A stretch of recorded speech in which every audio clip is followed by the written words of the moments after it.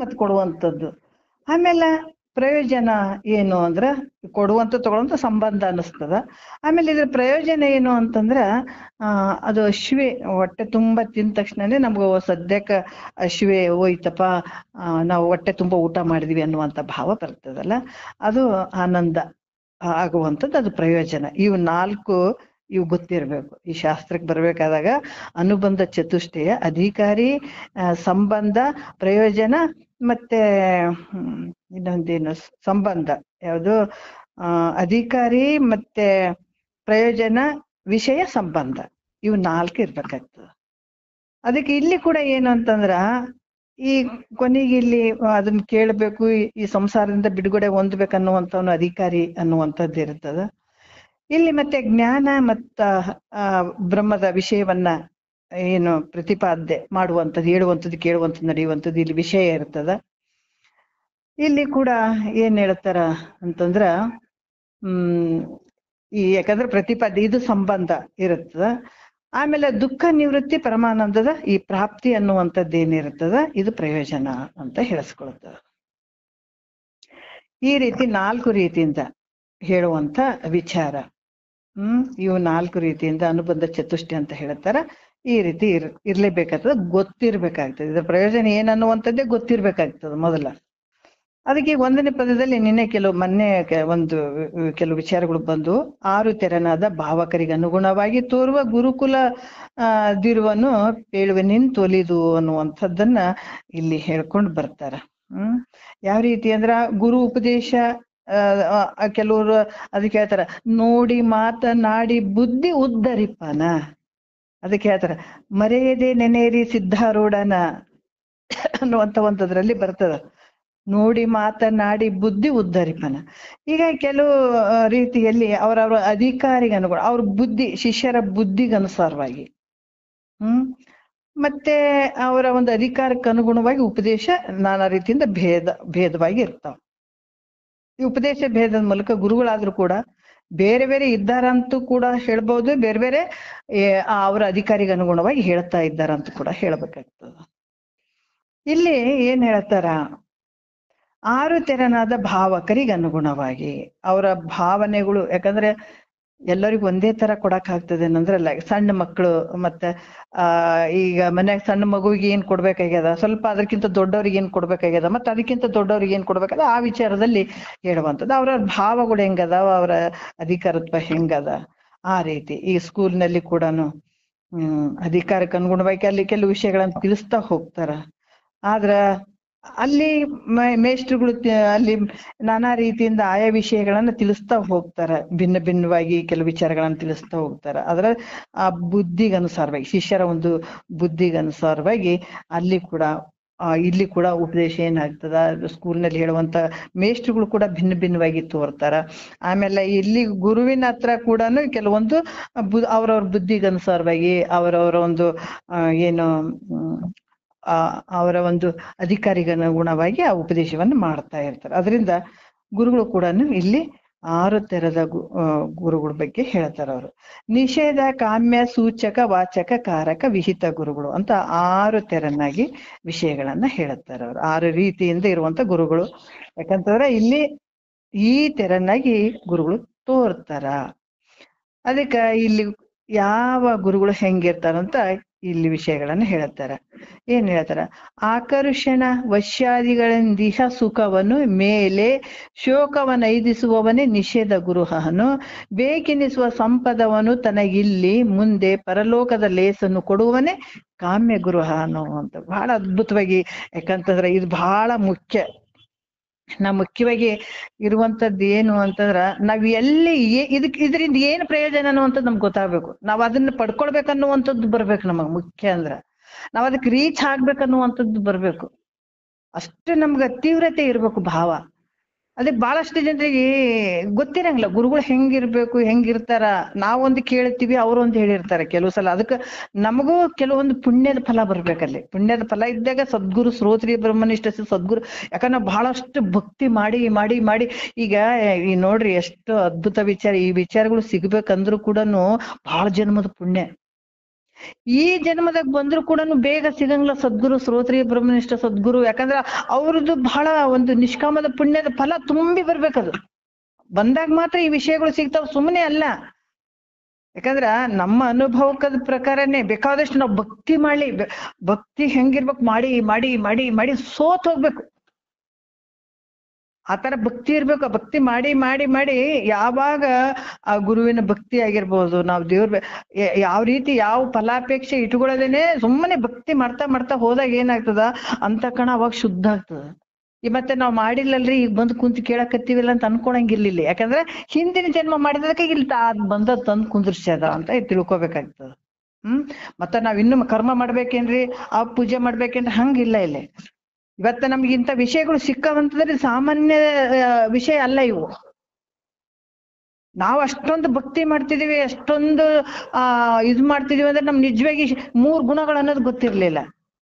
ಯಾಕಂತಂದ್ರ ಇವು ಗೊತ್ತಾಗ್ಬೇಕಾದ್ರ 3 ಗುಣಗಳಾಗಿರ್ಬೋದು, 3 ಶರೀರಗಳಾಗಿರ್ಬೋದು, ಇವ್ ಯಾವ ಗೊತ್ತಿರಂಗಿಲ್ಲ ಮೊದಲ್ ನಮ್ಗ. ಆದ್ರೆ ಎಲ್ಲ ಗುರುಗಳು ತಿಳಿಸ್ತಾರೇನ? ಹಿಂಗ್ ತಿಳಿಸಂಗಿಲ್ಲ. ಇದಕ್ಕೂ ಪುಣ್ಯ ಬೇಕು. ತಿಳಿಸಂತ ಸದ್ಗುರು ಸಿಕ್ಕನಂದ್ರ ಅದಕ್ಕ ಮಹಾತ್ಮರ ವಾಕ್ಯಕ್ಕೆ ಬೆಲೆ ಕಟ್ಟಕ್ ಇರದೇ ಇರುವಂತ, ಬೆಲೆ ಕಟ್ಟಕ್ ಆಗದೆ ಇರುವಂತ ವಾಕ್ಯಗಳವು ಸಿಗಲ್ಲ, ಎಲ್ಲೂ ಸಿಗಂಗಿಲ್ಲ. ಬಹಳಷ್ಟು ಭಕ್ತಿ ಮಾಡಿದೀವಿ ನಾವು, ಎಲ್ಲಾ ಗುರುಗಳು ನೋಡಿದೀವಿ ಮಾಡಿದೀವಿ. ಬಟ್ ಏನಂದ್ರೆ ನಮಗೂ ಪುಣ್ಯದ ಫಲ ಬೇಕು, ಪುಣ್ಯದ ಫಲ ಕೂಡಿ ಬಂದಿರ್ಬೇಕು, ಅವಾಗ ಸದ್ಗುರು ವಾಕ್ಯ ಸಿಗ್ತಾವ. ಅಲ್ಲಿ ತನ ಸಿಗಲ್ಲ. 3 ಗುಣಗಳಂದ್ರೆ ಏನ್ರಿ ಅಂದ್ರ ಗೊತ್ತಿಲ್ಲ. ಆಯ್ತಾ? ಈ ಶರೀರಗಳ ಬಗ್ಗೆ ಗೊತ್ತಿಲ್ಲ. ಇಂದ್ರಿಯಗಳು ಅವತ್ತು ತೀರಾ ಗೊತ್ತಿಲ್ಲ. ಯಾಕಂದ್ರೆ ಪುಣ್ಯದ ಫಲ ಇದ್ದಾಗ ನಾವು ಮೊದ್ಲೇ ಸಿಕ್ಕಿರ್ತಾವ, ಇಲ್ಲ ಅಂತಿಲ್ಲ. ಪುಣ್ಯದ ಫಲ ಬಂದಾಗ ಹಿಂಗ ಸಿಗುವಂತದ್ದಕ್ಕಂತ ನಾನು ಹೇಳುವಂತದ್ದು. ಯಾಕಂದ್ರೆ ಬೇಕಾದಂತ ಸದ್ಗುರು ಆದ್ರೂ ಕೂಡ ಅಲ್ಲಿ ಆ ವಿಚಾರಗಳು ಬರಂಗಿಲ್ಲ. ಅದು ನಮ್ಮ ಒಂದು ಇದ್ರ ಪ್ರಕಾರ ಆಗ್ತದೋ ಏನೋ ಗೊತ್ತಿಲ್ಲ, ಬಟ್ ಸಿಗಂಗಿಲ್ಲ. ಆವಾಗ ನಮ್ಮ ಪುಣ್ಯದ ಫಲ ಉಕ್ಕಿ ಬಂತು, ನಿಷ್ಕಾಮದ ಪುಣ್ಯದ ಫಲ ಮಾಡಿ ಮಾಡಿ ಮಾಡಿ ಯಾಕಂತಂದ್ರ ಅಂತ ಕಣ ಶುದ್ಧ ಆದಾಗ ಸದ್ಗುರು ವಾಕ್ಯ ಸಿಕ್ಕಿ ಬಿಡ್ತಾವ ನೋಡ್ರಿ, ಸಿಗ್ತಾವ, ಅನಾಯಾಸವಾಗಿ ಸಿಗ್ತಾವ. ಅದಕ್ಕೆ ಇದು ಬಹಳ ಪುಣ್ಯ ಬೇಕು. ನಾವು ಗುರುಗಳು ಎಂತ ಗುರುಗಳು ಅಂದ್ರ ಬಹಳಷ್ಟು ವಿಚಾರಗಳು. ಎಲ್ಲಾರು ಗುರುಗಳು ಗುರುಗಳು ಅಂತೀವಿ, ಆದ್ರೆ ಗುರುಗಳು ಕೈ ಹಿಡ್ದು ಕರ್ಕೊಂಡ್ ಬರ್ತಾನೆ, ಇಲ್ಲ ಅಂತಿಲ್ಲ. ಬಟ್ ನಮ್ಮನ್ನೇ ಈ ದುಃಖದಿಂದ ಪಾರ್ ಮಾಡುವಂತವನು ಎಂತವನು ಗುರುಗಳು. ಅದ್ರಾಗ ನಮಗ್ ಬಹಳಷ್ಟು ವ್ಯತ್ಯಾಸಗಳು ಇರ್ತಾವ. ಇಲ್ಲ ಕಾವಿ ಬಟ್ಟೆ ಹಾಕೊಂಡು, ನಮ್ಗೆ ಮೊದಲೆಲ್ಲ ಕೆಲವೊಂದು ಚರ್ಚೆಗಳು ಮಾಡ್ತಿದ್ರು, ಇಲ್ಲ ಕಾವಿ ಬಟ್ಟೆ ಹಾಕೊಂಡವರೇ ಗುರುಗಳು. ಯಾಕಂದ್ರೆ ನಮ್ ಶಾಸ್ತ್ರಕ್ಕೆ ಬರೋವರೆಗೂ, ಇದು ನಿಜಗೊಂಡ್ರೆ ಶಾಸ್ತ್ರ ತಿಳಿಯೋವರೆಗೂ ನಮ್ಗೆ ಅಷ್ಟು ಗೊತ್ತಿರ್ಲಿಲ್ಲ. ನಮ್ಗ್ ಸದ್ಗುರು ಮುಖಾಂತರ ಗೊತ್ತಾದಾಗೆ ಗುರುಗಳು ಹೆಂಗಿರ್ತಾರ, ಶಿಷ್ಯರು ಹೆಂಗಿರ್ತಾರ, ಈ ಪರಮಾರ್ಥ ಅಂದ್ರೆ ಏನ್, ಇದ್ರಾಗ ಏನೇನ್ ಅದಾವ, ನಾವ್ ಹೆಂಗ್ ಅದೀವಿ, ನಾವ್ ಯಾವ ರೀತಿ ಭಕ್ತಿ ಮಾಡ್ತೀವಿ, ಎಲ್ಲಾನು ಡೀಟೇಲ್ ಆಗಿ ಗೊತ್ತಾಗ್ತದೆ. ಇಲ್ಲಾಂದ್ರೆ ಸುಮ್ನೆ ಏನು ಮೂಕ್ ಕುರಿಯಂಗ ನಾವೇನೇನೋ ಮಾಡ್ತಾ ಹೋಗ್ಬಿಡ್ತೀವಿ. ಅದಕ್ಕ ಇಲ್ಲಿ ಬಹಳಷ್ಟು ವಿಚಾರಗಳನ್ನ ಹೇಳ್ತಾರ. ಏನ್ ಹೇಳ್ತಾರ? ಆಕರ್ಷಣ. ಯಾಕಂದ್ರೆ ಎಲ್ಲರಿಗೆ ನಾವು ಗುರುಗಳು ಗುರುಗಳು ಗುರುಗಳು ಅಂತೀವಿ, ಹೌದಲ್ಲ? ಎಲ್ಲಾ ಗುರುಗಳು ಖರೆ, ಆದ್ರ ನಿಜ ಗುರು ಯಾರು ಅನ್ನುವಂಥದ್ದು ವಿಚಾರ ನಿಜಗೊಂಡ್ರು ಬಹಳ ಚಂದ ಹೇಳ್ತಾರ. ಅವಾಗ ಕೂಡ ಇದ್ರು ಅಂತಂತವ್ರ, ಎಲ್ಲಾ ಗುರುಗಳು ಇದ್ರು, ಈಗನು ಇದ್ದಾರ, ಮುಂದೂ ಅದಾರ. ಯಾಕಂದ್ರ ಬಹಳಷ್ಟು ಗುರುಗಳಲ್ಲಿ ವ್ಯತ್ಯಾಸಗಳು ಅದಾರ. ಯಾವ್ದೋ ಒಬ್ಬ ಗುರುಗಳಿಗೆ ನಾವು ಶರಣಾಗತನಾಗಿ ಕೊನೆಯವರೆಗೆ ಅಲ್ಲೇ ಕೂತ್ಕೊಂಡ್ರೆ ಜನ್ಮನೇ ವ್ಯರ್ಥ ಆಗ್ಬಿಡ್ತದ. ಅದಕ್ಕೆ ಗುರುಗಳ ಬಗ್ಗೆ ನಾವು ಸ್ವಲ್ಪ ವಿಚಾರಗಳನ್ನ ತಿಳ್ಕೊಳ್ಬೇಕು ಅನ್ನುವಂಥ ವಿಚಾರದಲ್ಲಿ ಇದನ್ನ ಹೇಳಿದಾರ. ಯಾಕಂದ್ರೆ ಎಂಥ ಗುರುಗಳು. ಅದಕ್ಕೆ ಬಳ್ಳಿ ಗುರುಡರು ಹಳ್ಳವನ್ನು ಬಿದ್ದಂತೆ, ಒಳ್ಳೆ ಗುರುವಿನ ಉಪದೇಶವಿಲ್ಲದೆ ಎಲ್ಲಿಹುದು ಮುಕ್ತಿ ಸರ್ವಜ್ಞ ಅಂತ ಹೇಳ್ತಾರೆ. ನಮಗ್ ಬೇಕಾಗಿರುವಂತದ್ದು ಏನಪ್ಪಾ? ದುಃಖದಿಂದ ಬಿಡುಗಡೆ ಆಗುವಂಥದ್ದು, ಜನನ ಮರಣ ರಹಿತನಾಗಿ ಮಾಡುವಂಥದ್ದು. ನಾವ್ ಇದ್ರ ಪಂಡಿತರ ಅನ್ನೋದು ಆಗೋದ್ ಬೇಕಾಗಿಲ್ಲ. ನಾವ್ ಹಂಗ ಯಾವ್ದು ಬೇಕಾಗಿಲ್ಲ. ನಮ್ಮ ಕೆಲಸ ಆಗ್ಬೇಕು. ಈ ಭೂಮಿಗೆ ಬಂದಿದೀವಲ್ಲ, ಬಂದ್ ಕೆಲಸ ಆಗ್ಬೇಕು ನಮ್ದು. ನೋಡ್ರಿ, ನಮ್ ಕೆಲ್ಸ ಆಗ್ಬೇಕು. ಮುಖ್ಯ ಅಂದ್ರ ನಾವ್ ಯಾರು ಒಪ್ಲಿ ಬಿಡ್ಲಿ, ನಮ್ಗೆ ಯಾರಾದ್ರೂ ಏನಾದ್ರೂ ನಮಗ್ ಬೇಕಾಗಿಲ್ಲ. ನಮಗ್ ಏನ್ ಬೇಕು? ಆನಂದ ಬೇಕು, ಅತ್ಯಂತ ದುಃಖ ನಿವೃತ್ತಿ ಆಗ್ಬೇಕು ಅಲ್ಲ, ಮೂಲ ಉದ್ದೇಶ ಇರುವಂತದ್ದು. ಅದಕ್ಕ ಎಂತ ಗುರುವಿನಿಂದ ಆಗ್ತದ ಇಲ್ಲಿ? ಈ ಚಂದ ಹೇಳ್ತಾರ ನೋಡ್ರಿ. ಯಾಕಂದ್ರೆ ನಾವ್ ಎಲ್ಲರಿಗೂ ಗುರುಗಳು ಗುರುಗಳು ಅಂತ ಅಡ್ಡ ಬಿದ್ದು ಬಿಡ್ತೀವಿ, ಹೌದಲ್ಲ? ಎಲ್ಲರಿಗೆ ಅಡ್ಡ ಬಿಡುತ್ತೀವಿ. ಆದ್ರ ನಿಜ ಗುರು ಯಾರಂತ ಗೊತ್ತಿಲ್ಲಲ್ಲ, ಬೇರೆ ಎಲ್ಲವನ್ನ ಹುಡುಕ್ತಿವಿ. ಆದ್ರ ಗುರುಗಳ ವಿಷಯದಾಗ ಮಾತ್ರ ನೀವು ತಪ್ತೀರಿ ಅನ್ನುವಂತ ವಿಚಾರದಲ್ಲಿ ಹೇಳ್ತಾರ ಗುರುಗಳು. ಅದನ್ನು ಕೂಡ ನಾವು ಸ್ವಲ್ಪ ಗಮನದಲ್ಲಿ ಇಟ್ಕೊಳ್ಬೇಕಾಗ್ತದ ಅನ್ನುವಂತ ವಿಚಾರದಲ್ಲಿ ಇಲ್ಲಿ ಹೇಳ್ತಾರ. ಅವರು ಆಕರ್ಷಣ ವಶ್ಯಾದಿಗಳಿಂದಿಹ ಸುಖವನ್ನು ಮೇಲೆ. ಆಕರ್ಷಣೆ ಅಂತಂದ್ರೆ ಈ ಮೋಹ ಮಾಡುವಂಥದ್ದು. ಇಲ್ಲಿ ಅನ್ಯರನ್ನ ಅಂದ್ರ ಬೇರೆಯವರನ್ನ ಇಲ್ಲಿ ಮರಳು ಮಾಡುವಂಥದ್ದು. ಮತ್ತೆ ಅವರಲ್ಲಿ ದುಡ್ಡು ಏನಾದ್ರೂ ಇತ್ತು, ಆಸ್ತಿ ವಸ್ತುಗಳು ಅಪಾರ ಮಾಡುವುದು, ಅದರ ತಗೊಳ್ಳುವಂಥದ್ದು. ಯಾರೇ ಆಗ್ಲಿ, ಯಾಕಂದ್ರೆ ಈಗ ಬಹಳಷ್ಟು ನಾವು ನೋಡ್ತೀವಿ. ಈಗ ಅವಾಗೇ ಇದ್ರು ಅಂತಲ್ಲ, ಅವಾಗೂ ಇದ್ರು, ಈಗೂ ಇದ್ದಾರೆ, ಮುಂದೆ ಇರ್ತಾರೆ. ಅವ್ರಿಗೆಲ್ಲ ಮರಳು ಮಾಡುವಂಥದ್ದು, ಆಮೇಲೆ ಅವ್ರ ಬಲ್ಲಿರುವಂತಹ ದುಡ್ಡನ್ನ ಅಪಹರಣ ಮಾಡುವಂಥದ್ದು, ಮತ್ತ ರಾಜರನ್ನ ರಾಜರು ಇಲ್ಲಿ ಅಂದ್ರೆ ವಶ್ಯಾದಿ ಅಂದ್ರೆ ವಶೀಕರಣ ಮಾಡ್ಕೊಳ್ಳುವಂಥದ್ದು. ರಾಜರನ್ನ ಮತ್ತ ಹೆಣ್ಮಕ್ಳನ್ನ, ಪರಸ್ತ್ರೀಯನ್ನ, ಆ ಸಂಪತ್ತನ್ನ ಒಲಿಸಿಕೊಳ್ಳುವಂಥದ್ದು. ಇವೆಲ್ಲ ಒಳ್ಳೆ ಕೆಲಸಗಳೇನು? ಹೀನ ಕಾರ್ಯಗಳು, ಕೆಟ್ಟ ಕೆಲಸಗಳು. ಇದನ್ನ ಯಾಕಂತಂದ್ರ ಇದ್ರಲ್ಲಿ, ಈ ಕಾರ್ಯಗಳಲ್ಲಿ, ಹೀನ ಕಾರ್ಯಗಳಲ್ಲಿ ಯಾರು ತೊಡಗಿರ್ತಾರ ಅದಗ ನೋಡ್ರಿ ನಿಷೇಧ ಗುರು ಅಂತ ಹೇಳಿಸ್ಕೊಳತಾನಂತ. ಅಂತವ್ರನ್ನ ಬಿಟ್ಟು ಬಿಡ್ಬೇಕು. ಏನ್ ಹೇಳತ್ತಾರ? ವಶೀಕರಣ ಮಾಡ್ಕೊಳ್ಳುವಂಥದ್ದು, ಮರಳು ಮಾಡಿ ಅವರ ಧನಧಾನ್ಯಗಳನ್ನ, ಸಂಪತ್ತುಗಳನ್ನ ಬಯಸುವಂಥದ್ದು. ಅದಕ್ಕ ಗುರು ಯಾವತ್ತು ಆಶೀರ್ವಾದ ಹಿಂಗ ಆತ ಜ್ಞಾನವನ್ನೇ ಕೊಡ್ಬೇಕು, ಹೊರತ ಕೈ ಒಡ್ಬಾರ್ದು ಅಂತಿದ್ರ ಗುರುಗಳು. ಆತನ ಕರ್ತವ್ಯ ಅಲ್ಲ, ಹಿಂಗ್ ಕೈ ಒಡ್ಡ ಕರ್ತವ್ಯ ಅಲ್ಲ. ಆತ ಯಾವಾಗ್ಲೂ ಜ್ಞಾನ ಬೋಧನೆಯನ್ನೇ ಮಾಡ್ಬೇಕು, ಸದ್ಗುರು ಆದಂಥವ್ನು ಅನ್ನುವಂಥ ವಿಚಾರ. ಅದು ಬಿಟ್ಟು ಏನಾದ್ರೂ ಸಂಪತ್ತು ಕೊಡಪ್ಪ, ಜಾಗ ಕೊಡಪ್ಪ, ದುಡ್ಡು ಕೊಡಪ್ಪ, ಅದು ಕೊಡಪ್ಪ, ನೀನ್ ಏನ್ ಮಾಡಿದಿ, ಎಷ್ಟು ಶ್ರೀಮಂತ ಅದಾನ, ಎಷ್ಟು ಮನಿ ಕಟ್ಟ್ಯಾನ, ಎಷ್ಟು ಗಾಡಿ ಅದಾವ ಅಂತ ಗುರು ಹಿಂಗ ಏನಾರ ಕೇಳತ್ತಾನೆ ಅನ್ನೋದ್ರೆ ಕೇಳಂಗಿಲ್ಲ. ಅದಕ್ಕೆ ಹೇಳ್ತಾರೆ, ಕರುಣ ರಸದ ಕೂಡಿ ವರಿವ ಕಟಾಕ್ಷದ ಪರತತ್ವ ಅರೂಪವ ಆಲಾಪದ ವರ ಪುಣ್ಯಮಯ ಶರೀರದ ನಿರಾಭಾರಿ. ನೋಡ್ರಿ ಎಷ್ಟು ಗುರುವಿನ ಲಕ್ಷಣಗಳು, ಪರಮಾನುಭವದಲ್ಲಿ ಅನುಭವ, ಬಹಳಷ್ಟು ವಿಷಯಗಳು ಹೇಳಿದಾರ. ನಿಜಗೊಂಡ್ರು ಬಹಳ ಚಂದ ಹೇಳಿದಾರ. ಆತನ ಬಲ್ಲಿನೇ ಇಷ್ಟ ಹಿಂಗಿರ್ಬೇಕು. ಅದಕ್ಕೆ ಸದ್ಗುರು ಅದಕ್ಕೆ ಹೇಳ್ತಾರೆ ಅವರು, ಇದು ನಿತ್ಯ, ಇದು ಅನಿತ್ಯ ಎಂಬುದು ಕೆಲವು ವಿಷಯದಲ್ಲಿ ಹೇಳ್ತಾರೆ. ಇದು ಸತ್ಯಾನುಭವ, ಇದು ಮಿಥ್ಯಾನುಭವ ಎಂದು ಒದವಿ ಬೋಧಿಪನೆ ಸದ್ಗುರು ಅಂತ ಹೇಳಿದ್ದಾರೆ. ನಮ್ಗೆ ಗೊತ್ತನಿದೆಲ್ಲ, ಯಾವ್ದು ಸತ್ಯ ಅದ ಯಾವ್ದು ಮಿಥ್ಯ ಅದ ಅಂತ ಹೇಳುವಂತವ್ನಿಗೆ ಸದ್ಗುರು ಅಂತ ಹೇಳಿದ್ದಾರೆ. ಸುಮ್ನೆ ಎಲ್ಲರಿಗೂ ಗುರುಗಳು ಅನ್ನಕ್ಕಾಗ್ತದನ ಸದ್ಗುರು? ಹಂಗ ಹೇಳಕ್ ಆಗಂಗಿಲ್ಲ. ಅದಕ್ಕೆ ಈತ ಏನ್ ಮಾಡ್ತಾನ ಅಂತಂದ್ರ ವಶೀಕರಣ ಮಾಡುವಂಥದ್ದು. ಏನಾದ್ರೂ ಇನ್ನೊಬ್ರು ಧನದ ಸಂಪತ್ತಿನ ಅಲ್ಲಿ ಆಸೆ ಇಡುವಂಥದ್ದು. ಅವ್ರು ಕೊಡ್ತಾರ, ಎಷ್ಟ್ ಮನಿ ಕಟ್ಟ್ಯಾರ, ರೊಕ್ಕ ಎಷ್ಟು ಗಳಿಸ್ತಾರ, ತಿಂಗಳಿಗೆ ಅವ್ರಿಗೆ ಎಷ್ಟು ಬರ್ತದ, ಎಷ್ಟು ಗಾಡಿ ಮೇಲೆ ಬರ್ತಾರ, ಅಥವಾ ಕಾರ್ನಾಗ ಬಂದವ್ರಿಗೆ ಒಂಥರ ನೋಡೋದು, ನಡ್ಕೊಂತ ಬಂದವ್ರಿಗೆ ಒಂಥರ ನೋಡಿ, ಹಿಂಗ್ ಮಾಡ್ತಾನೆ ಸದ್ಗುರು ಅಂದ್ರ ಸಾಧ್ಯ ಇಲ್ಲ. ನೋಡಕ್ ಹೋಗಲ್ಲ, ಕೇಳಕ್ಕೂ ಹೋಗಂಗಿಲ್ಲ. ಆದ್ರ ಇಲ್ಲಿ ಏನ್ ಮಾಡ್ತಾನ ಈತ? ಅಪೇಕ್ಷೆ ಮಾಡುವಂಥವನು ವಶೀಕರಣ ಮಾಡುವಂಥದ್ದು. ಯಾಕಂದ್ರೆ ರಾಜ್ಯ ವಶ ಮಾಡ್ಕೊಳ್ಳುವಂಥದ್ದು ಆಗಿರ್ಬೋದು, ರಾಜರನ್ನು ವಶೀಕರಣ ಮಾಡ್ಕೊಳ್ಳುವಂಥದ್ದು, ಸ್ತ್ರೀಯರನ್ನ ವಶೀಕರಣ ಮಾಡ್ಕೊಳ್ಳುವಂಥದ್ದು, ದೇಶವನ್ನ, ಜಗತ್ತಿನ ಜನರನ್ನು ವಶೀಕರಣ ಮಾಡ್ಕೊಳ್ಳುವಂಥದ್ದು. ಇವು ಎಲ್ಲ ಮಾಡುವಂಥದ್ದು. ಏನ್ ಅದ್ರಾಗ ತೊಡಗಿದ್ನಂದ್ರ ಆತ ನಿಷೇಧ ಗುರು. ಆದ್ರೆ ಇಂಥಾತ ಏನಂತಂದ್ರ, ಇಂಥ ವ್ಯವಹಾರದಲ್ಲಿ ತೊಡಗಿದಂಥವನು ಗುರು ಆಗ್ತಾನ ನೀನು ಅಂದ್ರು ಕೂಡ ಅವ್ರು ಹೇಳ್ತಾರ. ಇಲ್ಲಿ ಇದಕ್ಕ ಅವ್ರು ಹೇಳ್ತಾರ ಯಾವ ರೀತಿ ಅಂದ್ರ, ಈ ದ್ರವ್ಯ, ಯಾಕಂದ್ರ ದುಡ್ಡು, ಈ ದುಡ್ಡ ಆಸೆಯಿಂದ ಅನೇಕ ಹಿಂಸೆ ಮಾಡುವಂಥದ್ದು, ಕಳ್ಳತನ ಮಾಡುವಂಥದ್ದು, ಕೆಲವೊಂದು ಪಾಪದ ಕರ್ಮಗಳಲ್ಲಿ ಕೂಡಿರ್ತಾನ. ಆತನನ್ನ ಏನ್ ಮಾಡ್ತಾರ, ಒಬ್ಬ ವ್ಯಕ್ತಿ ಬಹಳಷ್ಟು ಕಳ್ಳತನ ಮಾಡ್ತಾನ, ಹೊಡಿತಾನ, ಬಡಿತಾನ, ಜೂಜಾಡ್ತಾನ, ಕೊಲೆ ಸುಲಿಗೆ ಮಾಡ್ತಾನ. ಅಂಥವನನ್ನ ಒಂದು ಸ್ವಲ್ಪ ಸನ್ಮಾರ್ಗಕ್ಕೆ ತರೋದಕ್ಕಾಗಿ ಆತ ಏನ್ ಮಾಡ್ತಾನ, ಆ ಗುರುಗಳು ಏನ್ ಮಾಡ್ತಾರ, ತರೋದಕ್ಕಾಗಿ ಗುರುಗಳು ಉಪದೇಶ ಮಾಡ್ತಾರ ಅಂತವ್ರನ್ನ. ಏನಂತಂದ್ರ ಅವ್ರು ಹೇಳ್ತಾರ, ದ್ರವ್ಯಕ್ಕಾಗಿ ನೀ ಹಿಂಸೆ ಕಳ್ಳತನ ಮಾಡೋದು ಇದು ಪಾಪಕ್ಕೆ ಗುರಿ ಆಗ್ತೀಯಪ್ಪ. ಇಂಥದ್ರಾಗ ತೊಡಗಿದವ್ರನ್ನ ಸನ್ಮಾರ್ಗಕ್ಕೆ ತರುವಂತ ಕೆಲಸ ಗುರು ಮಾಡ್ತಾನೆ. ಹೆಂಗ್ ಮಾಡ್ತಾನಂದ್ರ, ನೀನು ಈಗ ಕಳ್ಳತನ ಮಾಡಾಕತ್ತಿ, ಸುಳ್ತನ ಮಾಡಾಕತ್ತೀಯಲ್ಲ, ಇದು ನೀ ಪಾಪಕ್ಕೆ ಗುರಿ ಆಗ್ತೀಯಪ್ಪ. ಅವುಗಳನ್ನ ಮಾಡ್ಬೇಕಾದ್ರ ನಿನಗ್ ಬಹಳಷ್ಟು ಕಷ್ಟ ಆಗ್ತದ. ಈಗೇನ್ ಕಷ್ಟ ಆಗಂಗಿಲ್ಲೇನು ಅಂತಂದ್ರ ನಿನಗೂ ಕಷ್ಟ ಆಗ್ತದ. ಅದಕ್ಕ ಹೀಗ್ ಮಾಡೋದು ಒಳ್ಳೇದಲ್ಲ, ನೀ ಮಾಡೋದು ಹಿಂಗ್ ಒಳ್ಳೇದಲ್ಲ. ಅದಕ್ಕ ಅವ್ರು ಏನ್ ಹೇಳ್ತಾರ, ಆ ನಿಷೇಧ ಗುರುಗಳು ಇದ್ದತ ಏನ ಅಂತನ ಈ ಕಳತನ ಬಳತನ ಎಲ್ಲ ಮಾಡಿದವರಿಗೆ ಆತ ಏನಂತನ, ಬೇಡ ಅವೆಲ್ಲ ಕೊಲೆ ಮಾಡೋದು ಸುಲಿಗೆ ಮಾಡೋದು ಅದೆಲ್ಲ ಬಿಟ್ಬಿಡು, ಪಾಪಕ್ಕೆ ಕಾರಣ ಆಗ್ತದ, ಅನಾಯಾಸವಾಗಿ ನಿನಗ ಸಂಪತ್ತು ಬರುವಂಗ ಮತ್ತೆ ನೀನ್ ಇದ್ದಲ್ಲಿಗೆ ಬರ್ಬೇಕು ಅಂಥ ಒಂದು ಮಂತ್ರ ಯಂತ್ರಾದಿ ಸಾಧನಗಳು ಅದಾವ, ಮಂತ್ರ ಅದಾವ. ಅದಕ್ಕ ಒಂದು ವಿಚಾರ ಹೇಳ್ತಾರ, ನೆನಪಂತ ನನಗ ಈ ಕಾಡ್ಸಿದ್ರು ಅನ್ನುವಂಥದ್ದು ನೋಡ್ರಿ, ಕಾಡ್ಸಿದ್ರದ ಒಂದು ವಿಚಾರ ಹೇಳ್ತಾರ. ಈ ಯಂತ್ರ ಮಂತ್ರ ಬರೋದಕ್ಕಾಗಿ ಇದು ವಿಚಾರ ನೆನಪಂತ ನನಗ. ಹಿಂಗ ಹೋಗ್ತಾ ಇದ್ದ, ಕಾಡ್ಸಿದ್ದು ಹೋಗ್ತಾ ಇದ್ನಂತ. ಒಬ್ಬ ಶ್ರೀಮಂತರ ಮನಿ ಅದು ಇರೋದು. ಆ ಯಮ್ಮ ಏನ್ ಮಾಡ್ತಾ ಇದ್ದಳು, ಆ ಮನೆಯಾಗಿದ್ದು ಒಬ್ಬ ಹೆಣ್ಮಗಳು ಬಟ್ಟಲಿನಲ್ಲಿ ಎಣ್ಣೆ ಹಾಕೊಂಡು ತಲೆಗೆ ಹಚ್ಕೊಂಡ್ ಕೂತ್ಕೊಂಡಿದ್ರು. ಅವಾಗ ಕಾಡ್ಸಿದ್ದ ಹೋಗ್ತಾ ಇದ್ನಂತ.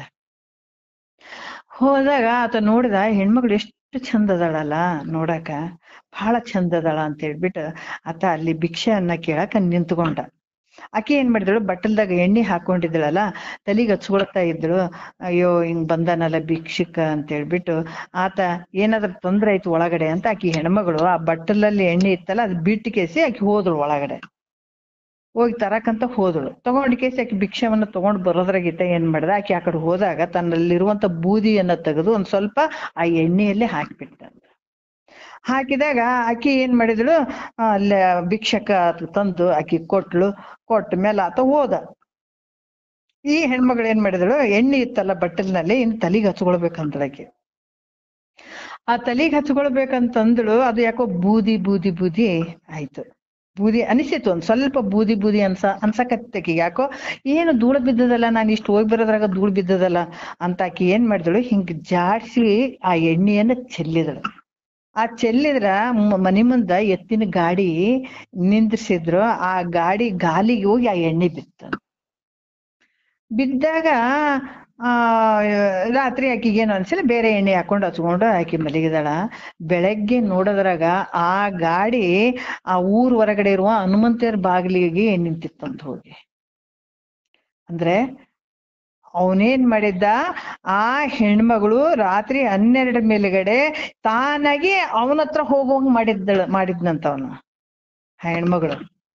ಅದಕ್ಕ ಅಕ್ಕಿ ಹಚ್ಕೊಳ್ಲಾರ್ದ ಆ ಎಣ್ಣೆ ಗಾಡಿಗೆ ಹಿಂಗ ಚೆನ್ನಾಗ್ ಚೆಲ್ಲಿದಳ. ಗಾಲಿಗೆ ಹೋಗಿ ಬಿದ್ರ ಆ ಬಂಡಿಯೇ ಹೋಗಿತ್ತಂತ ಅಲ್ಲಿ ತನ ಅವನ ಹತ್ರ. ಅಂದ್ರ ಊರು ಹನುಮಂತಿಯವ್ರ ಗುಡಿ ಆಚೆ ಕಡೆ ಅವ ಇದ್ನಂತ, ಆ ಗಾಡಿಯೇ ಹೋಗಿತ್ತಂತ. ಯಾಕಂದ್ರ ಆ ತರ ವಶೀಕರಣ ಮಾಡುವಂಥದ್ದು ಕೆಲವೊಂದು ಕೂಡ ಹೇಳ್ತಾರ. ಅದಕ್ಕ ಇವ್ರು ಏನ್ ಹೇಳ್ತಾರ ಇಲ್ಲಿ, ಈ ಗುರು ಏನ್ ಹೇಳ್ತಾನ, ಆತರ ಹಿಂಸೆ ಕಳತನ ಅದು ಇದು ಮಾಡೋದು ಅದು ಬಿಟ್ಬಿಡು. ಅದು ಇನ್ನೊಬ್ರಿಗೆ ಡೈರೆಕ್ಟ್ ಆಗಿ ಸುಲಿಗೆ ಮಾಡೋದು, ಒಡಿಯೋದು, ಬಡಿಯೋದು, ಅವ್ರಿಗೆ ಸಾಯಿ ಹೊಡಿಯೋದು ಮಾಡಿದ್ರ ದೊಡ್ಡ ಪಾಪದ ಕೆಲಸ ಅದಪ್ಪ ಅದು. ಅದು ಬಿಟ್ಬಿಡು. ಅನಾಯಾಸವಾಗಿ ಸಂಪತ್ತಾಗಿರ್ಬೋದು, ಏನೇ ಆಗಿರ್ಬೋದು, ನಿನ್ನ ಇಚ್ಛೆಗನುಸಾರವಾಗಿ ನೀನ್ ಇದ್ದಲ್ಲಿಗೆ ಬರ್ತದದು. ಅದು ವಾಷಿಂಗ್ ಮಷಿನ್ ಅದೇನ್ ಹೇಳ್ತಾರ, ನೀನು ಇದ್ದಲ್ಲಿಗೆ ತಾವೇ ಬರ್ತಾವ ಅಂತ ಮಂತ್ರ ಯಂತ್ರಗಳು ಸಾಧನಗಳು ಅದಾವ. ಅದಕ್ಕ ಅವುಗಳನ್ನ ನೀ ಮಾಡು, ಸ್ವೀಕರಿಸು. ಈ ಕಳತನ ಹಿಂಸೆಗಳನ್ನ ಬಿಡು, ಇವು ಮಾಡ್ಲಿಕ್ಕೆ ಯೋಗ್ಯ ಅಲ್ಲ ಅಂತ ತಿಳಿಸ್ತಾನತ. ಹಾಗ ಆತಗ ಏನ್ ಅನಿಸ್ತದ, ಹೌದಲ್ಲ ಕರೆಕ್ಟು, ನೀವ್ ಹೇಳೋದನ್ನು ಕರೆಕ್ಟು. ಯಾಕಂದ್ರ ಹೋಗಿ ಡೈರೆಕ್ಟ್ ಹೊಡಿಯೋದು ಬಡಿಯೋದಕ್ಕಿಂತ ಕುಂತಲಿಗೆ ಇದ್ದಲ್ಲಿಗೆ ಬರ್ತಾವಂದ್ರೆ ಯಾರ ತನ ಬೇಡ ಅಂತಾರ. ಆಯ್ತು ಅಂತ ಹೇಳ್ಬಿಟ್ಟು ಇದು ಸರಿನೇ ಅದಲ್ಲ ಬಿಡು, ಒಳ್ಳೆ ಉಪಾಯನ್ನ ಹೇಳಿದ್ರು ಗುರುಗಳು ಅಂತ ತಿಳ್ಕೊತಾನತ. ಅದಕ್ಕೆ ಅಥವಾ ಗುರು ಯಾಕಂದ್ರೆ ಹೇಳಿ ಒಂದ್ ಸ್ವಲ್ಪ ಇಂಥ ಕೆಲಸಗಳನ್ನ ಬಿಡಿಸಿದ್ನಲ್ಲ, ಡೈರೆಕ್ಟ್ ಹೊಡಿಯೋದು ಬಡಿಯೋದು ಬಿಡಿಸಿದ, ಕುಂತಲಿಗೆ ಎಲ್ಲ ದ್ರವ್ಯ ಬರ್ತದ ಅಂತಂದ್ಮೇಲೆ ಆತ ಯಾಕೆ ಬೇಡ ಅಂತಾನ. ಓ ಗುರು ಆಯ್ತು ಗುರು ಅಂತೇಳಿ ಆತ ಗುರು ಅಂತ ನಂಬಿ ಬಿಡ್ತಾನೆ. ಆದ್ರೆ ಆತ ಹೇಳಿದಂತ ವಶೀಕರಣ ಎಲ್ಲ ಅಭ್ಯಾಸ ಮಾಡಕ್ ಶುರು ಮಾಡ್ತಾನತ. ಯಾಕಂತಂದ್ರ ಅದು ಆತಗ ಯಾಕಂದ್ರ ಪಾಪದ ಕೆಲಸಗಳನ್ನ ಬಿಡ್ತಾನ. ಅವ್ರಿಗೆ ಇವ್ರಿಗೆ ಹೊಡಿಯೋದು, ಹಿಂಸೆ ಮಾಡೋದು, ಸುಲಿಗೆ ಅದೆಲ್ಲ ಮಾಡೋದ್ ಬಿಟ್ಟು ಆತ ಏನ್ ಮಾಡ್ತಾನ, ಈ ವಶೀಕರಣ ಅಭ್ಯಾಸವನ್ನ ಮಾಡ್ಲಿಕ್ಕೆ ಶುರು ಮಾಡ್ತಾನೆ. ಬಹಳ ದಿವಸ ಆಗ್ತದ ವಶೀಕರಣದ ಮಂತ್ರಗಳನ್ನ. ಯಾಕಂದ್ರೆ ಅದಕ್ಕೂ ಸುಮ್ಮನೆ ಆಗಂಗಿಲ್ಲ. ಈ ಸಿದ್ಧಿಗಳಾಗಿರ್ಬೋದು ಇಂಥವೆಲ್ಲ ಮಾಡ್ಬೇಕಂದ್ರೆ ಇವೆಲ್ಲ ಸುಮ್ಮನೆ ಆಗಂಗಿಲ್ಲ. ಇವ್ ಬಹಳಷ್ಟು ಕಷ್ಟ ಪಡ್ಬೇಕಾಗ್ತದಲ್ಲ. ಹಂಗಾಗಿ ಈ ಮಂತ್ರಗಳನ್ನ ಎಷ್ಟು ಪಠಿಸಿದ್ರು ಕೂಡ ಅದಗ ಸಿದ್ಧಿಗಳು ಆಗ್ಲೇ ಇಲ್ಲ. ಆಗ ಆತ ಏನ್ ಮಾಡ್ತಾನೆ, ಗುರುಗಳೇ ನಿಮ್ಮ ಮಂತ್ರಗಳಿಂದ ನನಗೇನು ಪ್ರಯೋಜನ ಆಗ್ಲಿಲ್ಲ, ಯಾಕೋ ಅದೇನ್ ನನಗ ಸರಿ ಅನಿಸ್ಲಿಲ್ಲ, ಎಷ್ಟು ಪಠಿಸಿದೆ ಆದ್ರೂ ಕೂಡ ನನಗ ಅನ್ಕೊಂಡದ್ದು ಯಾವ ಕೆಲಸನೂ ಆಗ್ಲಿಲ್ಲ. ಅದರಿಂದ ನನಗ್ ನಿಮ್ ಮಾತಿನ ಮೇಲೆ ನನಗ ವಿಶ್ವಾಸನೇ ಇಲ್ದಂಗ ಆಗ್ಯದಲ್ಲ ಗುರುಗಳೇ ಅಂತ ಅಂದಾತ ಬಂದು.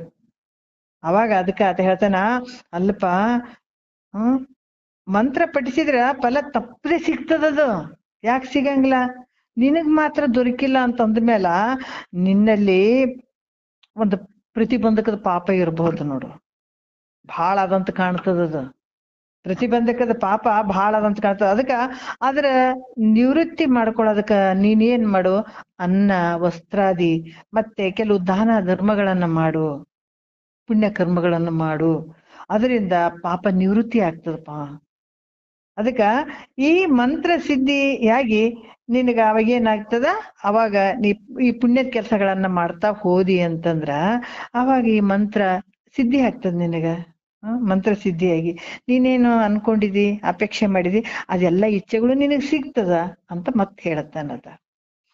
ಅದಕ್ಕ ಹಂಗ ಆಯ್ತು ಬಿಡು ಅಂತೇಳಿ ಶಿಷ್ಯ ಮತ್ತ, ಯಾಕಂದ್ರೆ ಗುರು ಅಂತ ನಂಬಿದಾನ ಆತ, ಕುಂತಲಿಗೆ ಬರ್ತದೆ ಎಲ್ಲಾ ವಸ್ತುಗಳಂತ ಬೇರೆ ಆಸೆ ತೋರ್ಸಿದಾನ. ಮತ್ತ ಅದಕ್ಕಾಗಿ ಗುರು ಹೇಳ್ದಂಗ ಕೇಳ್ಬೇಕಲ್ಲ, ಆ ಮಂತ್ರ ಎಲ್ಲ ಪಡಿಸಿದ. ಮತ್ ನಿನಗ್ ಪಾಪ ಅದಂದದಕ್ಕ ಸ್ವಲ್ಪ ದಾನ ಧರ್ಮಗಳನ್ನ ಮಾಡು, ಪುಣ್ಯದ ಕೆಲಸಗಳನ್ನ ಮಾಡು, ಅದಕ್ಕೆ ಈ ಮಂತ್ರ ನಿನಗ ಸಿದ್ಧಿ ಆಗ್ತದ, ನೀ ಏನ್ ಅನ್ಕೊಂಡಿದಿ ಎಲ್ಲಾನು ಬರ್ತದ ಅನ್ನುವಂಥದ್ದು. ಆಯ್ತು ಮಾಡ್ತೀನಿ ಅಂತೇಳಿ ಹಂಗೆ ಮಾಡಕ್ ಶುರು ಮಾಡದ. ಅದಕ್ಕೆ ಈ ರೀತಿಯಾಗಿ ಬಹಳಷ್ಟು ಹಿಂಸೆಯಿಂದ ಮಾಡುವಂತ ಪಾಪ ಕರ್ಮಗಳನ್ನ ಬಿಡಿಸಿ ಪುಣ್ಯದ ಕೆಲಸಗಳನ್ನ ಮಾಡಾಕ ಹಚ್ಚುತ್ತಾನ. ಮತ್ತೆ ಅನೇಕ ಪಾಪ ಕರ್ಮಗಳಿಂದ ಈತ ಏನು ಪುಣ್ಯ ಕರ್ಮಗಳು ಪಾಪ ಕರ್ಮಗಳು, ಯಾಕಂದ್ರೆ ಈ ಪಾಪದ ಕರ್ಮಗಳನ್ನ ಬಿಡಿಸಿ ಪುಣ್ಯದ ಕೆಲಸಗಳನ್ನ ಮಾಡಾಕ ಹಚ್ಚುತ್ತಾನ. ಯಾಕಂದ್ರೆ ಈ ವಶ್ಯಾದಿ ಏನು ಆಕರ್ಷಣ ವಶ್ಯಾದಿ ಅಂತ ಹೇಳ್ತಾರಲ್ಲ, ಇವುದರಿಂದ ಪಾಪನೇ ಬರ್ತದ. ವಶೀಕರಣ ಇವೆಲ್ಲ ಇದರಿಂದ ಏನಾಗ್ತಂದ್ರ, ಈ ಕೆಲವರೆಲ್ಲ ಮಾಟ ಮಂತ್ರ ಇಂಥವೆಲ್ಲ ಹೇಳ್ತಾರಲ್ಲ, ಇವು ಅಥರ್ವಣ ವೇದದಾಗ ಬರ್ಕೊಂಡ್ ಬಂದಿದ್ದಾರೆ, ಇಲ್ಲ ಅಂತಿಲ್ಲ. ಬಟ್ ಅದರಿಂದ ನರಕನ್ನೇ ಹಲವಾರು ದುಃಖ ಅನುಭವಿಸ್ಬೇಕಾಗ್ತದ. ಅದ್ರ ರಿಸಲ್ಟ್ ಅದೇ ಇರೋದು. ಅವ್ರಿಗೆ ಸದ್ಯಕ್ಕ ಸರಿ ಅಂತ ಅನಿಸ್ಬೋದು, ಬಟ್ ಅದ್ರ ರಿಸಲ್ಟ್ ಅದೇನೆ, ದುಃಖದ್ದೇ ಅದು ಬಹಳ. ಅದಕ್ಕ ಈ ಪರರನ್ನ ಮೋಹಗೊಳಿಸುವಂತದ್ದಾಗಿರ್ಬೋದು, ಮತ್ತೆ ದುಡ್ಡನ್ನ ಅಪಹರಣ ಮಾಡುವಂತದ್ದಾಗಿ ಇದರಿಂದ ಪಾಪನೇ. ಅದಕ್ಕೆ ಇಂಥ ಪಾಪಗಳನ್ನ ಬಿಡಿಸಿ ಇಲ್ಲಿ ಯಾಕಂತಂದ್ರ ಪುಣ್ಯದ ಕೆಲಸಗಳನ್ನ ಮಾಡ್ಲಿಕ್ಕೆ ಹಚ್ಚುವಂಥದ್ದು. ಈ ರೀತಿಯಾಗಿ ಇಲ್ಲಿ ಹೇಳ್ತಾರ. ಇದ್ರ ಏನ್ ಮಾಡಿದ್ರು ಕೂಡ ಒಂದು ಪಾಪದ ಕೆಲಸಗಳನ್ನ ಮಾಡೋದ್ರಿಂದ ಅದು ನರಕನೇ ಅನುಭವಿಸ್ಬೇಕಾಗ್ತದ.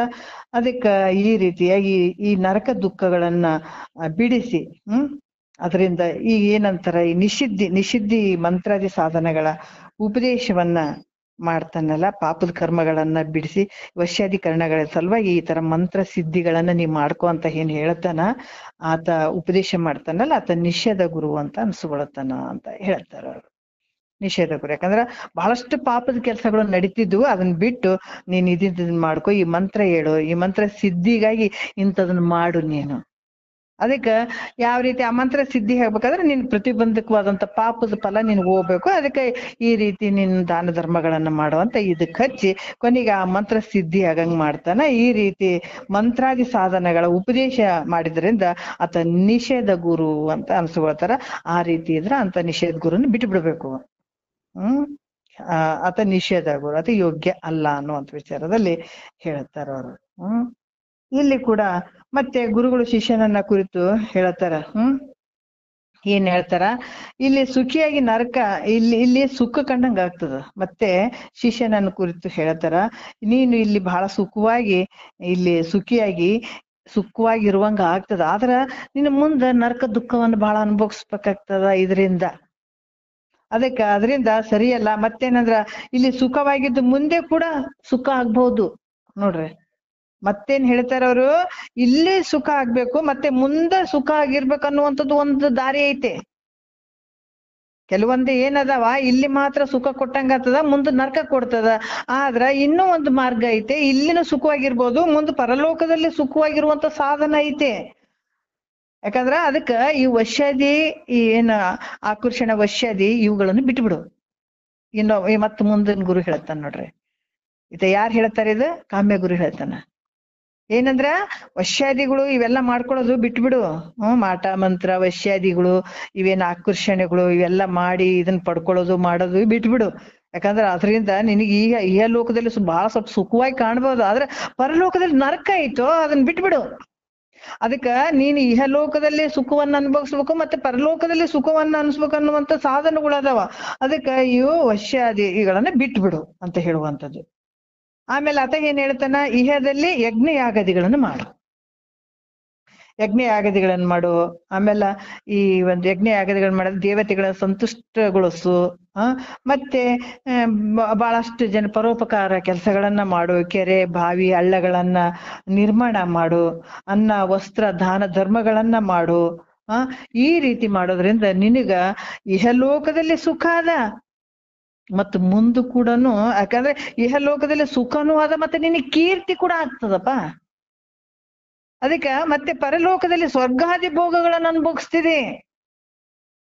ಇದು ಯಜ್ಞಾದಿ. ಯಾಕಂದ್ರ ಈ ರೀತಿ ಪುಣ್ಯದ ಕರ್ಮಗಳಲ್ಲಿ ಈ ಮಾಡ್ಸಕ್ ಹಚ್ತಾನಲ್ಲ, ಪುಣ್ಯದ ಕರ್ಮಗಳನ್ನು ಮಾಡ್ಸಕ್ ಹಚ್ತಾನಲ್ಲ, ಮುಂದೆ ನಿನಗ ಸುಖನೇ ಐತೆ ಅಂತ ಅನ್ನುವಂತ ಭಾವದಲ್ಲಿ ಈತಗ ಹೇಳ್ತಾನಲ್ಲ, ಈತ ಕಾಮ್ಯ ಗುರು ಅಂತ ಹೇಳಿಸ್ಕೊಳತಾನಿತ. ಮತ್ತೆ ಇಲ್ಲಿ ಕೂಡ ಹೇಳ್ತಾರ. ಇಲ್ಲಿ ಮುಂದ ಇನ್ನು 2ನೇ ನುಡಿಯಲ್ಲಿ ಯಾವ ಗುರುಗಳ ಬಗ್ಗೆ ಹೇಳ್ತಾರ ನೋಡೋಣ.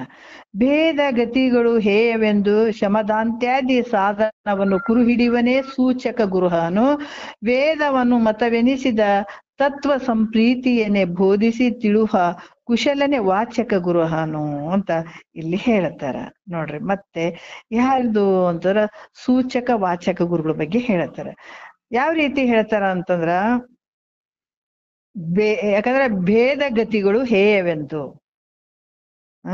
ಇಲ್ಲಿ ಹೇಳ್ತಾರ ಗುರುಗಳು ಶಿಷ್ಯನನ್ನ ಕುರಿತು. ಶಿಷ್ಯ ಯಜ್ಞಾದಿ ಕರ್ಮಗಳನ್ನ ಮಾಡೋದ್ರಿಂದ, ಹಿಂದೆ ಏನ್ ಹೇಳಿದ್ರ ಅಂತ ಕಾಮ್ಯ ಗುರು ಏನ್ ಹೇಳ್ದ, ಯಜ್ಞಾದಿ ಕರ್ಮಗಳನ್ನ ಮಾಡು, ಇಹದಲ್ಲೂ ಮತ್ತೆ ಪರಲೋಕದಲ್ಲಿ ನೀನು ಆನಂದವಾಗಿರ್ತಿ ಅಂತ ಹೇಳುವಂತ ಮಾಡಿದ್ರು.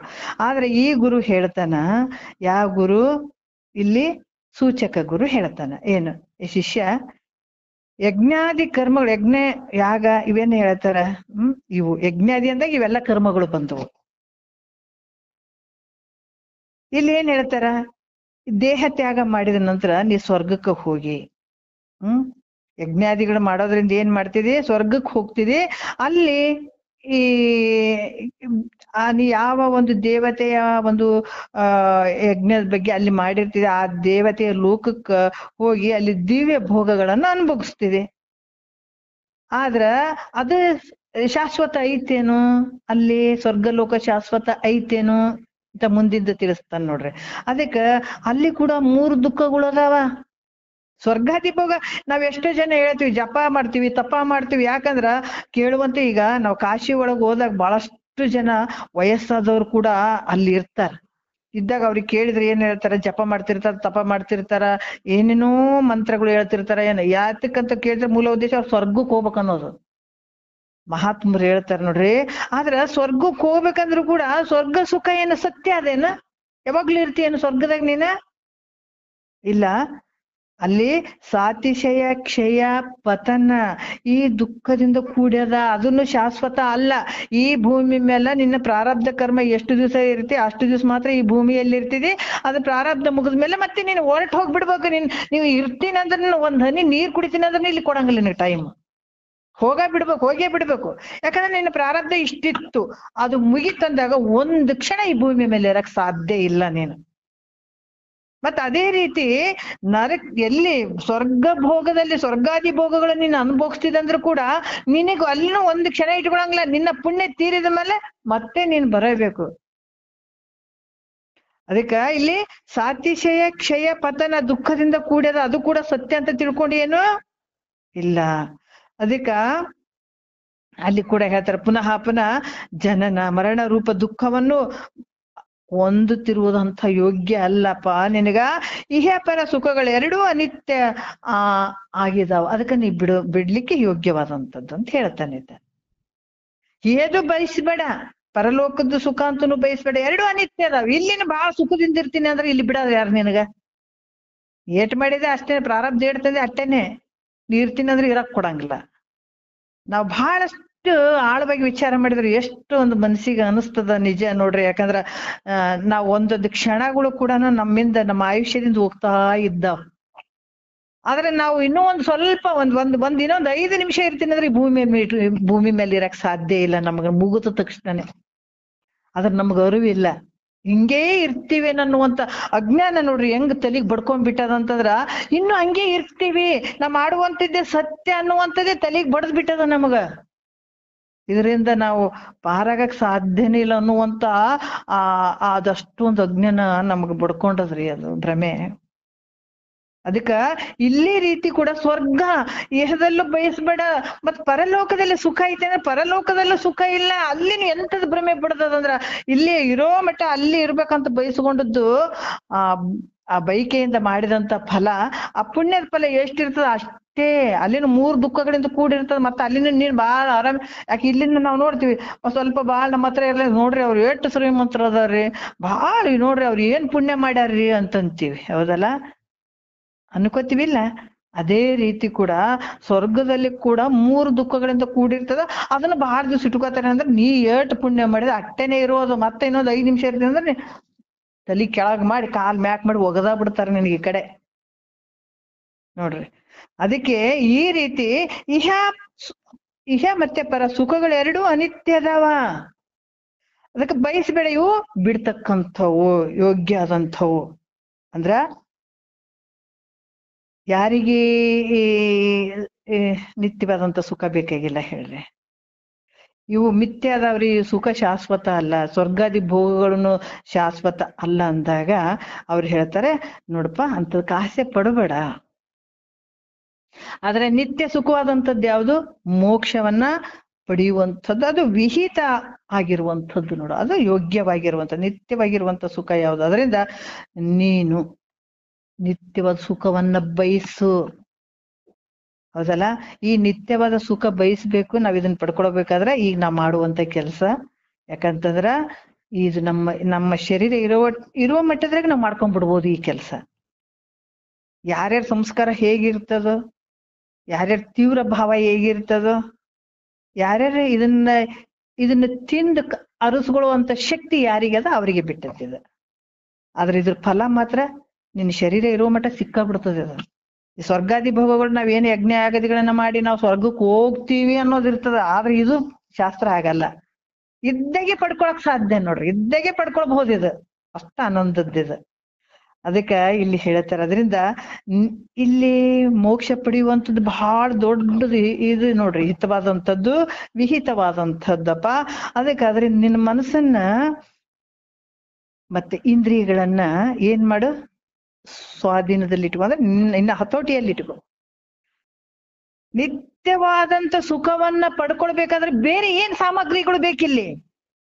ಹೊರಗಿನ ಸಾಮಗ್ರಿಗಳು ಬೇಕೇನ? ರೊಕ್ಕ ರೂಪಾಯಿ ಬೇಕೇನ? ಏನಿಲ್ಲ. ಆದ್ರ ನಿತ್ಯವಾಗಿ ನಮಗ್ ಸುಖ ಬೇಕಂತಾನೆ ನಾವೆಲ್ಲ ವ್ಯವಹಾರ ಮಾಡ್ತೀವಿ. ಆದ್ರೂ ಸುಖ ಐತೇನು? ಇಲ್ಲ.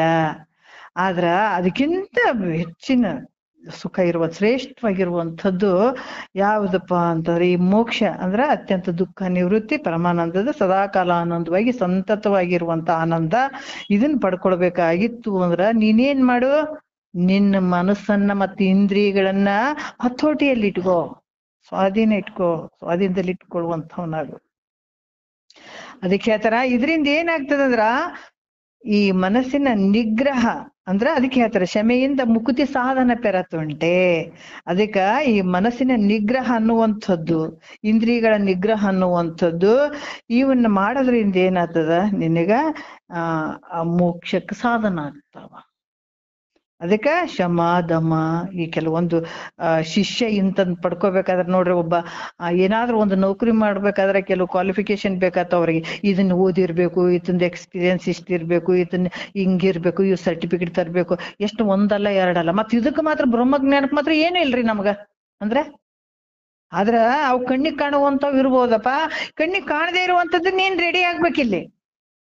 ಏನ ಶಮ ದಮ ತಿತಿಕ್ಷೆ ಉಪರತಿ ಶ್ರದ್ಧಾ ಸಮಾಧಾನ ಇವೆಲ್ಲ ಸತ್ವ ಗುಣ ಉಳ್ಳವನ ಆಗ್ಬೇಕು ನೀನೇ. ಯಾಕಂದ್ರೆ ಸುಖ ಯಾರಿಗ್ ಬೇಕಾಗ್ಯದ? ನಿನಗ ಬೇಕಾಗ್ಯದಿಲ್ಲ. ಅದಕ್ ನೀನೇ ಮಾಡ್ಕೊಳ್ಬೇಕು. ಮನ್ಯಾಗ ಏನಾರ ಕೆಲ್ಸ ಇದ್ರೆ ಅವ್ರು ಮಾಡ್ತಾರ ಇವ್ರು ಮಾಡ್ತಾರ ಅಂತ ಅನ್ಬಹುದು. ಆದ್ರ ಇಂಥ ನಿಜ ಆನಂದ ನೀ ಪಡ್ಕೊಳ್ಬೇಕಾಗಿತ್ತು ಅಂತಂದ್ರ ಇದನ್ ನೀನೇ ಮಾಡ್ಬೇಕು. ಸತ್ವ ಗುಣ ಉಳ್ಳವನಾಗ್ಬೇಕು ಫಸ್ಟ್. ಗುರುವಿನ ಹತ್ರ ಕೂತ್ಕೊಂಡಾಗೆ ಶಮ ದಮ ಇವೆಲ್ಲನ ನಾವು ಇಟ್ಕೊಂಡು ಇವೆಲ್ಲನ್ನ ಸ್ವಲ್ಪ ಸಾಧನೆ ಮಾಡ್ಕೊಂಡೆ ಕೂತ್ಕೊಳ್ಬೇಕು. ಅಲ್ಲಿ ಕೂತ್ಕೊಂಡಾಗೂ ಕೆಲವು ಸಿಗ್ತಾವ. ಅದಕ್ಕೆ ಮೊದ್ಲು ಕುಂತ್ ಕೇಳೋದ್ ಕಲಿಬೇಕಂತಿದ್ರು ಗುರುಗಳು. ಫಸ್ಟ್ ಕುಂದ್ರಬೇಕು, ಕುಂತ್ ಕೇಳೋದ್ ಕಲಿಬೇಕು. ಅದು ದೊಡ್ಡ ಸಾಧನೆ. ಅದು ಫಸ್ಟ್ ಕೇಳೋರಿಗೆ ದೊಡ್ಡ ಸಾಧನೆ ಯಾವ್ದಂದ್ರೆ ಮುಂದ್ ಫಸ್ಟ್ ಕುಂತ್ ಕೇಳೋದೇ ದೊಡ್ಡ ಸಾಧನೆ.